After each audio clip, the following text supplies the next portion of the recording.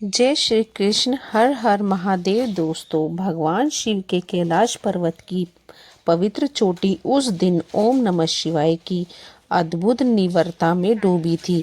मानो तीनों लोकों की सारी ध्वनियां थमकर भगवान के ध्यान में विलीन हो गई हो। भगवान शिव बारंबार पर पद्मासन लगाए विराजमान थे। मुखमंडल पर गंभीर करुणा और तप का तेज झलक रहा था। गले में नाग जटाओं और चंद्रमा में भस्म से विभूषित देह से एक अलौकिक शांति फैल रही थी। पास ही माता पार्वती अपार प्रेम और श्रद्धा से भरे हृदय के साथ उनके चरणों के समीप विराजमान थी। वे अपने आराध्य को ऐसे निहार रही थी जैसे हर क्षण उन्हें हृदय में उतार लेना चाहती हो। तभी उनके मन में एक गहन प्रश्न जागा। उन्होंने विनम्र स्वर में कहा, स्वामी, आप त्रिकालदर्शी हैं। तीनों लोकों का हाल आपकी दृष्टि में है।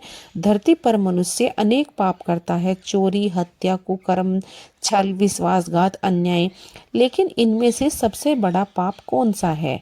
ऐसा कौन सा अपराध है जिसे करने के बाद चाहे वह कितनी भी प्रार्थना कर ले, कितने भी व्रत तप कर ले, फिर भी भगवान इसकी कृपा उससे सदा दूर हो जाती है? माता का गंभीर प्रश्न सुनकर शिवजी ने धीरे धीरे अपनी आंखें खोली। दृष्टि में जैसे अनंत युगों का अनुभव उतर आया हो।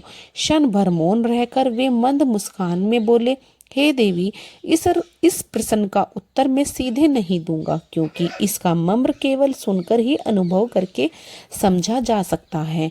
आज मैं तुम्हें त्रेता युग की एक प्राचीन कथा सुनाऊंगा। एक ऐसी कथा जिसमें यह रहस्य सुन उजागर होगा कि संसार का सबसे बड़ा और क्षमा योग्य न करने वाला पाप कौन सा है। इतना कहकर शिवजी ने दूर क्षितिज की ओर दृष्टि डाली, मानो स्मृतियों का कोई अदृश्य द्वार खुल गया हो और त्रेता युग के दृश्य उनकी आंखों में जीवंत हो उठे। उनकी दृष्टि गहरी हो गई और स्वर में धीमा सा कंपन आ गया। उन्होंने उनका कहना शुरू किया, और देवी, यह कथा त्रेता युग की है। उस समय धरती पर सत्य और धर्म का बोलबाला था। ऋषि मुनि अपने आश्रमों में तप करते थे, राजा अपने धर्म का पालन करते थे और प्रजा ईमानदारी से जीवन व्यतीत करती थी। फिर भी जहाँ मनुष्य रहते हैं वहाँ लोभ, ईर्ष्या, अहंकार छाया कभी पूरी तरह समाप्त नहीं हो सकती। यही छाया धीरे धीरे एक नगर पर इतनी गहरी पड़ी कि उसका तेज ही लुप्त हो गया। वह नगर विशाल था, ऊंची ऊंची पत्थर की दीवारों से घिरा, चारों दिशाओं में भव्य द्वार, भीतर चौड़ी गलियां, रंग बिरंगे बाजार, मंदिरों के घंटियों की ध्वनि और सरायों की चहल पहल थी। नगर का राजा नामी और सामर्थ्यवान था, लेकिन भीतर से उसका मन वैसा पवित्र नहीं था जैसा वह बाहर से लगता था। यह दिखाने में दानी, न्यायप्रिय और धर्मात्मा कहलाता था, परंतु असल में वह अपने स्वार्थ के आगे धर्म को भी कुर्बान कर देता। नगर में एक वृद्ध ब्राह्मण रहते थे। उनका नाम विशिष्टानंद था। वेदों के ज्ञाता, सत्यव्रती और निर्धन थे, किंतु उनकी निर्धनता में एक गजब का तेज था। नगर के लोग उन्हें आदर से प्रणाम करते थे। एक दिन नगर में एक व्यापारी ने उन पर झूठा आरोप लगा दिया कि उन्होंने उसके धन की चोरी की है, जबकि ब्राह्मण ने उस व्यापारी का चेहरा तक भी नहीं देखा था। व्यापारी का राज्य प्रिय था। वह बोला, महाराज, यह ब्राह्मण बहुत चालाक है, धर्म का चोला ओढ़े चोरी करता है और राजा के बिना बिना किसी व्यापारी की बात मान ली। उसने ब्राह्मण को बुलवाया। भीड़ दरबार में जमा हो गई। विशिष्टानंद ने हाथ जोड़कर कहा, महाराज, मैं निर्दोष हूँ। आप चाहे तो नगर के हर कोने में पूछ लीजिए। परंतु राजा का मन पहले ही व्यापारी की ओर झुक चुका था। उसने कहा, दोषी को दंड मिलना ही चाहिए, और ब्राह्मण को नगर से निर्वासित कर दिया, वह भी बिना किसी सबूत के। हे देवी, उस समय वहां सैकड़ों नगरवासी जानते थे कि ब्राह्मण निर्दोष है। कई मंत्रियों ने उसकी सच्चाई देखी थी, लेकिन किसी ने भी मुख नहीं खोला, किसी ने भी न्याय के पक्ष में आवाज नहीं उठाई। सब अपने अपने भय और स्वार्थ में मौन रह गए। ब्राह्मण ने आंसू भरी आंखों से चारों ओर देखा, मानो खोज रहा हो कि कोई तो होगा जो सत्य कह देगा, पर हर चेहरे पर पत्थर सा मौन था। वह चुपचाप नगर छोड़कर चला गया। लेकिन हे देवी, यही यहीं से उस नगर का पतन शुरू हुआ। पहले फसलें सूखने लगी, फिर महामारी फैली, व्यापार ठप हो गया और राजा के खजाने खाली हो गए। नगरवासी मंदिरों में जाकर देवताओं से प्रार्थना करते, लेकिन कोई फल नहीं मिलता। सब सोचते यह विपत्ति क्यों आई, जबकि असल कारण था उस दिन किया गया अन्याय, और उस अन्याय के सामने मौन। पार्वती जी की आंखें कथा सुनते सुनते गंभीर हो गई। वे समझ रही थी कि यह कहानी किसी गहरे सत्य की ओर ले जा रही है, लेकिन अब भी उनके मन में प्रश्न था कि आखिर शिवजी किस पाप की ओर इशारा कर रहे हैं। शिवजी ने उनकी ओर देखकर कहा, देवी, यह तो कथा का प्रारंभ है। आगे आप जानेंगे कि मौन रहना कैसे उस नगर के लिए विनाश का कारण बना और क्यों इसे देवताओं ने अक्षम्य पाप माना। शिव ने कथा को आगे बढ़ाते हुए कहा, हे देवी, विशिष्टानंद के नगर से जाने के बाद मानो उस नगर में का सौभाग्य भी उसके साथ चला गया। जिस दिन वे निर्वासित हुए उसी रात नगर के ऊपर काले बादल घिर आए, बिजली कड़कने लगी, लेकिन बारिश की एक भी बूंद नहीं गिरी। खेतों में खड़ी फसलें सूखने लगी, तालाबों का जल घटने लगा और जिन गलियों में खुशबूदार मसालों और पकवानों की सुगंध फैलती थी, वहां अब सूखा धूल भरा माहौल छा गया। व्यापारी जो कभी दूर दराज से माल लेकर आते थे, उन्होंने भी नगर में आना बंद कर दिया। कुछ ही महीनों में बाजार सुनसान हो गए। देवी, यह सब लोग देखकर आपस में बातें करते। कोई कहता यह ग्रह का प्रकोप है, कोई कहता यह हमारे राजा की किसी भूल का परिणाम है, लेकिन कोई भी सच्चाई को छूने की हिम्मत नहीं करता। जो सच्चाई सबके दिल में छिपी थी कि एक निर्दोष ब्राह्मण को अन्यायपूर्वक नगर से निकाल दिया गया, और सब मौन रहे। समय बीतता गया और विपत्ति बढ़ती गई। अब तो नगर में बीमारी भी फैलने लगी। पहले बच्चों को ज्वर खांसी पकड़ती, फिर बूढ़े एक एक करके चल बसते। नगर के चिकित्सक और वैद्य भी हार मानने लगे। मंदिरों में घंटियां बजाते लोग, यज्ञ करते, पशु बलि चढ़ाते, लेकिन देवताओं की कृपा से कोई संकेत नहीं मिलता। राजा भी बेचैन था। उसने दरबार में सभा बुलाई और मंत्रियों, पंडितों तथा ज्योतिषों से पूछा कि इस विपत्ति का उपाय बताओ। सबने अपनी अपनी राय दी। किसी ने कहा महायज्ञ करो, किसी ने कहा पवित्र तीर्थ यात्रा करो, किसी ने कहा। एक बूढ़े और साधु ने, जो दरबार के कोने में बैठा था, उसने धीमे स्वर में कहा, महाराज, यह विपत्ति देवताओं का प्रकोप नहीं, यह अन्याय का परिणाम है।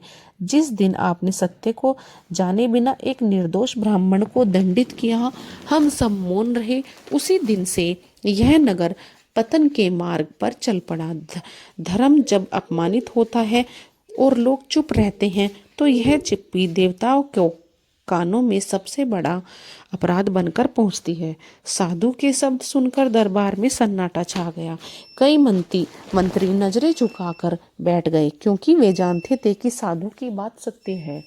राजा का चेहरा सफेद पड़ गया, परंतु उसका अहंकार अभी टूटा नहीं था। उसने कहा, एक ब्राह्मण के कारण पूरे नगर को दोषी कहना उचित नहीं।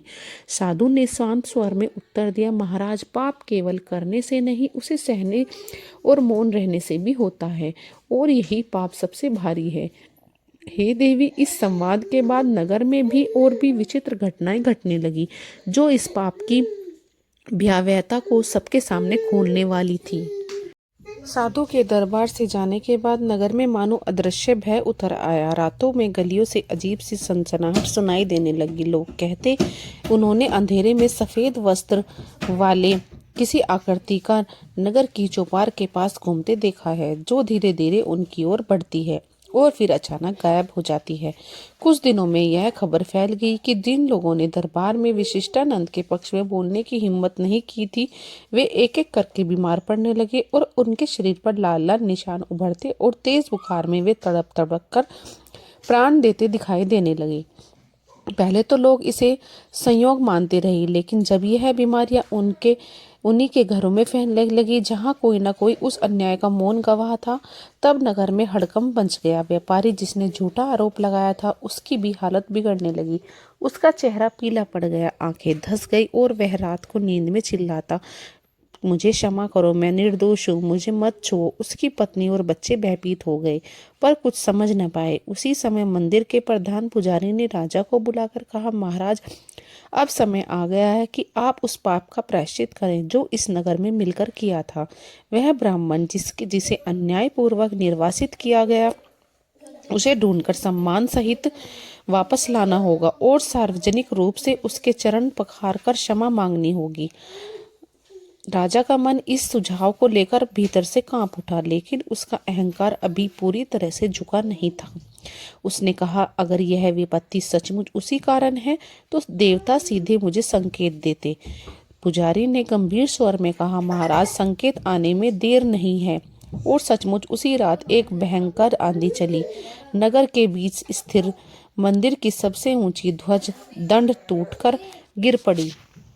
मंदिर के गर्भगृह से अपने आप शंखनाद होने लगा। लोग डर से घरों के दरवाजे बंद कांपते रहे। लेकिन हे देवी, यह तो बस शुरुआत थी। अगले ही दिन नगर को देवी संदेश मिलने वाला था कि जो किसी को भी इस पाप के परिणाम से बचने का अवसर नहीं देता। शिवजी ने कथा को आगे बढ़ाते हुए कहा, हे देवी, अगले दिन भोर होते ही नगर के लोग मंदिर के आंगन में इकट्ठा हो गए। वे रात की घटनाओं से इतने भयभीत थे कि अगर कोई अपने घर में अकेले नहीं रहना चाहता था। तभी मंदिर के गर्भगृह से एक तेज प्रकाश फूटने लगा जो धीरे धीरे पूरे आंगन में फैल गया। लोग अपनी आंखें ढककर खड़े रहे और उस प्रकाश के बीच एक गंभीर गूंजता हुआ स्वर सुनाई दिया, हे नगरवासी, जिस दिन तुमने अन्याय के सामने मौन साधा, उसी दिन यह नगर देवताओं की दृष्टि से गिर गया। यह विपत्ति किसी यज्ञ या बलि से नहीं टल सकती। इसे केवल सत्य की प्रतिष्ठा और निर्दोष के सम्मान से ही शांत किया जा सकता है। उस ब्राह्मण को खोजो जिसने अपमान में तुम सब भागी बने और उसके चरण पखार कर क्षमा मांगो, तभी यह नगर पूरे पुनः समृद्ध होगा। हे देवी, यह वाणी सुनते ही सारा आंगन सन्नाटे में डूब गया। लोग एक दूसरे का चेहरा देखने लगे। जिनके मन में अब संदेह तक था, उनका भी संचय टूट गया। अब राजा के पास बहाना बनाने का कोई कारण नहीं बचा। उसने उसी क्षण दरबार बुलाया और आदेश दिया कि नगर के सबसे तेज घोड़े और सैनिक विशिष्टानंद को खोजने के लिए चारों दिशाओं में निकालो। राजा ने स्वयं ही ठान लिया कि वह यह यात्रा में जाएगा। शायद उसके भीतर भी शेष अहंकार पिघल चुका था। लेकिन हे देवी, यह यात्रा सरल नहीं थी, क्योंकि ब्राह्मण को निर्वासित किए वर्षों बीत चुके थे। किसी को पता नहीं था कि वे किस ओर गए। रास्ते में लोगों ने अलग अलग बात कही। कोई कहता वह किसी वन में कुटी बनाकर तप कर रहे हैं, कोई कहता किसी तीर्थ के पास भिक्षा लेकर रहते हैं, तो कोई कहता वे इस लोक में नहीं रहे। राजा का मन चिंता से भर गया। वह सोचता रहा कि यदि ब्राह्मण नहीं मिले तो यह नगर कभी भी शांत और समृद्धि को प्राप्त नहीं कर पाएगा। कई दिनों की खोज के बाद राजा एक सघन वन में पहुंचा, जहां दूर एक छोटा सा कुटीर धुएं से लिपटा दिखाई दिया। दरवाजे पर तुलसी का पौधा और भीतर वेद पाठ की मधुर ध्वनि आ रही थी। राजा का हृदय धड़क उठा। उसके लगा कि शायद वे अपने अपराध के सामने पहुंच चुका है। शिवजी ने कहा, हे देवी, जब राजा उस कुटीर के समीप पहुंचा तो उसने अपने घोड़े से उतरकर धीरे धीरे कदम बढ़ाए। भीतर से मंत्रों की मधुर ध्वनि और हल्की हवन की सुगंध आ रही थी। राजा ने कुटीर का द्वार खटखटाया। कुछ क्षण बाद द्वार खुला और उसके सामने वही तेजस्वी मुख वाला ब्राह्मण खड़ा था, जिसे वर्षों पहले अपने अंदर नगर से निर्वासित कर दिया। उनकी आंखें में भी अब वही शांति थी, लेकिन चेहरा समय और तपस्या से रेखाओं से ढका हुआ था। ब्राह्मण ने राजा को देखते ही पहचान लिया। उनके मुख पर न तो क्रोध था, न कटुता, न गहरी मौन दृष्टि थी। राजा घुटनों के बल झुक गया और कांपते स्वर में बोला, गुरुदेव, मैं अपराधी हूँ। मैंने बिना सत्य जाने आपको दंडित किया। उस दिन से हमारे नगर पर विपत्ति का साया है। देववाणी में हमें आदेश दिया है कि आपके चरण पखार कर हम क्षमा मांगे। कृपया कर मुझे और मेरे नगर को क्षमा दे। हे देवी, विशिष्टानंद ने राजा को उठाया और शांत स्वर में कहा, महाराज, मैं तो उसी दिन से ही आपको क्षमा कर चुका था, लेकिन यह क्षमा आपके नगर के पाप को नहीं धो सकती, क्योंकि उस दिन आपका अपराध अकेले नहीं था। उस अपराध में वे सब सहभागी थे जिन्होंने अन्याय के सामने मौन साधा। यह सुनकर राजा के साथ आए नगरवासी भी रो पड़े। उन्होंने कहा, गुरुदेव, हम सब दोषी हैं, हम डर के कारण चुप रहे, हमें क्षमा करें। ब्राह्मण ने गंभीर दृष्टि से सबको देखा और कहा, क्षमा तो मैं दे दूंगा, पर पहले तुम्हें वह करना होगा जो सबसे कठिन है, सत्य को स्वीकारना और जो सार्वजनिक रूप से स्थापित करना। तब तक नगर के चौक में सभी मिलकर यह स्वीकार नहीं करते कि उन्होंने अन्याय किया है और यह प्रण नहीं लेते कि आगे कभी धर्म के विरुद्ध मौन नहीं रहेंगे, तब तक यह विपत्ति लौट नहीं सकती। हे देवी, यह सुनकर राजा और नगरवासी उस ब्राह्मण को आदर पूर्वक अपने साथ नगर ले जाने लगे, लेकिन वह नहीं जानते थे कि नगर में लौटते ही उन्हें एक ऐसी अंतिम परीक्षा का सामना करना पड़ेगा जो यह तय करेगी कि वे सच में अपने अपराध के लिए पश्चाताप कर रहे हैं या नहीं। शिवजी ने कहा, हे देवी, राजा और नगरवासी विशिष्टानंद को लेकर नगर लौट रहे थे। मार्ग में हर गांव, हर बस्ती में लोग उन्हें देख रुक जाते। कोई उनके चरण छूता, कोई जल लेकर उनका स्वागत करता, तो कोई जैसे वे कोई ऋषि नहीं बल्कि स्वयं धर्म का सजीव रूप हो। कई दिनों की यात्रा के बाद जब वे नगर के द्वार पहुंचे तो वहां हजारों की भीड़ इकट्ठा हो चुकी थी। लोग उत्सुक थे कि देख सके कि वह ब्राह्मण जिसे कभी अपमानित कर निकाला गया था। नगर के चौक में एक विशाल मंडप सजाया गया। चारों ओर दीपक जल रहे थे और बीच में एक बड़ा हवन कुंड रखा गया। राजा ने नगर के सभी मंत्रियों, व्यापारियों और नागरिकों को बुलवाया। विशिष्टानंद शांत भाव से मंडप में बैठे। उनके सामने जल का कलश, ताजे फूल और पवित्र गंगा जल रखा था। तभी उन्होंने कहा, महाराज, आज मैं केवल तुम्हारा नहीं, इस नगर का भी परीक्षण करूंगा, क्योंकि जिस दिन मैं निर्वासित हुआ उस दिन मेरी नजर हर उस व्यक्ति पर पड़ी जो सत्य जानता था पर मौन रहा। आज उन सभी को मैंने अपने अपराध को सबके सामने स्वीकार को करना होगा। यह सुनते ही चौक में सन्नाटा छा गया। कई लोग नजरें झुकाकर खड़े हो गए। कुछ के चेहरे पर भय, कुछ पर लज्जा, कुछ पर हिचकिचाहट थी। विशिष्टानंद ने आगे कहा, जिससे मौन रहकर अन्याय का साथ दिया वह आगे आए और कहे, हाँ, मैंने पाप किया है। हे देवी, कुछ क्षणों तक कोई आगे नहीं बढ़ा, लेकिन फिर धीरे धीरे एक वृद्ध मंत्री उठे। उनके पीछे एक व्यापारी, फिर एक सैनिक, फिर कई साधारण नागरिक और देखते देखते पूरा चौक लोगों से भर गया जो अपने अपराध को स्वीकार कर रहे थे। सबके आंखों में आंसू बह रहे थे। विशिष्टानंद ने उन्हें आशीर्वाद दिया और कहा, आज तुमने सबसे कठिन काम किया है। अपने पाप को स्वीकारना यही सच्चा प्रायश्चित है। फिर उन्होंने हवन कुंड में आहुति दी, गंगा जल से अपने चरण पखारे और राजा के सिर पर हाथ रखकर कहा, अब यह नगर धर्म के मार्ग पर लौटेगा। उसी क्षण आकाश में घनघोर बादल छा गए और बरसों बाद पहली बार मूसलाधार वर्षा हुई। तालाब और कुएं भर गए, खेतों में हरियाली लौट आई और बीमारी का नामो निशान मिट गया।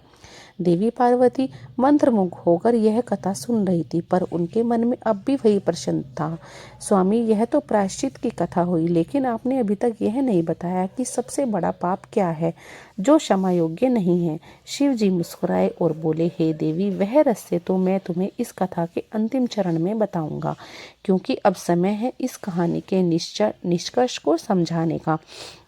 शिव जी ने गंभीर स्वर में कहा, हे देवी, अब समय आ गया है कि मैं तुम्हें स्वयं रहस्य बताऊं जिसके लिए यह कथा पूरी सुनाई गई थी। त्रेता युग के उस नगर पर विपत्ति इसलिए नहीं आई क्योंकि राजा ने अन्याय किया, बल्कि इसलिए आई क्योंकि सैकड़ों लोग ने, जिन्होंने सत्य देखा फिर भी चुप रहे, अपने स्वार्थ, भय या सुविधा के लिए उन्होंने अन्याय को मौन सहमति दे दी। यह मौन केवल शब्दों का मौन नहीं था, उनके अंतर में बसे धर्म का मौन था, और यही मौन उस नगर के विनाश का कारण बन गया।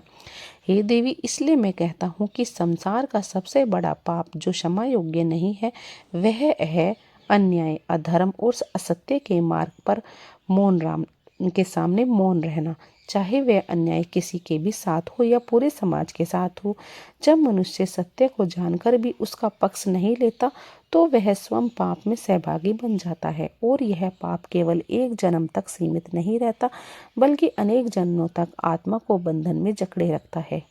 हे देवी, हत्या, चोरी, कुकर्म, इनका प्रायश्चित तप, दान, प्रार्थना और ईश्वर की कृपा से संभव है। लेकिन धर्म की रक्षा करने का अवसर पाकर भी मौन रहना, इसका प्रायश्चित केवल एक ही है कि मनुष्य साहस जुटाकर सत्य का साथ दे और उस मौन को तोड़े। विशिष्टानंद की कथा इसलिए मैंने आपको सुनाई ताकि हर युग में लोग यह याद रखें कि जब जब अन्याय के सामने वह चुप रहेंगे, तब तब वह स्वयं अपने नगर, अपने घर और अपने जीवन पर विपत्ति बुलाएंगे। पार्वती की आंखों में अब गहरी गंभीरता थी। उन्होंने हाथ जोड़कर कहा, स्वामी, आज आपने जो बताया वह हर युग के लिए चेतावनी है। मैं संकल्प लेती हूँ कि इस सत्य को युग युग तक पहुंचाऊंगी। शिवजी ने प्रसन्न होकर उन्हें आशीर्वाद दिया और कैलाश की वायु में फिर से गूंज उठा, ओम नमः शिवाय। तो प्रिय श्रोताओं, भगवान शिव की इस कथा का संदेश सीधा और स्पष्ट है। जीवन में हम सभी के सामने ऐसे क्षण आते हैं जब हम देखते हैं कि किसी के साथ अन्याय हो रहा है, धर्म का अपमान हो रहा है या सत्य को दबाया जा रहा है। उस समय हम जो निर्णय लेते हैं वही हमारे और समाज के भविष्य को तय करता है। अगर हम डर, स्वार्थ और सुविधा के कारण मौन हो जाते हैं तो याद रखिए, यह मौन हमारे भीतर के धर्म को मार देता है और यह वही पाप है जिसे देवता भी क्षमा नहीं करते। विशिष्टानंद के नगर की तरह हम भी विपत्तियों में गिर सकते हैं। इसलिए हर युग, हर स्थान और हर परिस्थिति में सत्य का साथ देना, धर्म की रक्षा करना और अन्याय के खिलाफ आवाज उठाना ही हमारा सबसे बड़ा कर्तव्य है। क्योंकि ईश्वर की कृपा उसी पर होती है जो सत्य के पक्ष में खड़ा होता है, चाहे दुनिया के उसके खिलाफ क्यों ना हो। और यही भगवान शिव का संदेश है कि सबसे बड़ा पाप मौन है और सबसे बड़ा पुण्य धर्म के लिए खड़े होना। मित्रों, अगर आपको यह शिव द्वारा सुनाई गई रहस्यमय कथा अच्छी लगी हो तो वीडियो को लाइक करना, चैनल को सब्सक्राइब करना और अपने दोस्तों और परिवार के साथ इस कथा को जरूर शेयर करना, ताकि हर कोई समझ सके कि अन्याय के सामने मौन रहना ही सबसे बड़ा पाप है। और यदि आप भी शिव के सच्चे भक्त हैं तो कमेंट में पूरी श्रद्धा और प्रेम के साथ लिखें, हर हर महादेव। जय श्री कृष्ण।